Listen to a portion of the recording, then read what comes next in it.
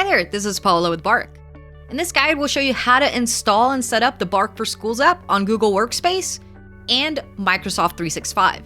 Let's start by going to bark.us/schools and clicking Connect in a few minutes. And we'll start with the Google Workspace steps.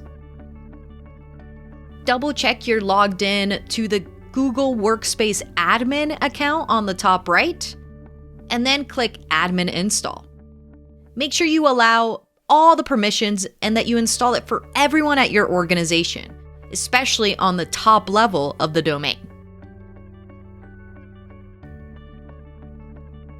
Click Next and click Complete Additional Setup Now.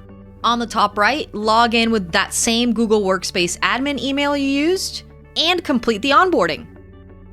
To do it for Office 365, you'll follow a lot of the same steps, instead clicking Microsoft 365 here. You'll log in with your Microsoft Super Admin email address and accept all permissions prompted. If prompted with a second permission, make sure you grant it and give consent on behalf of your organization.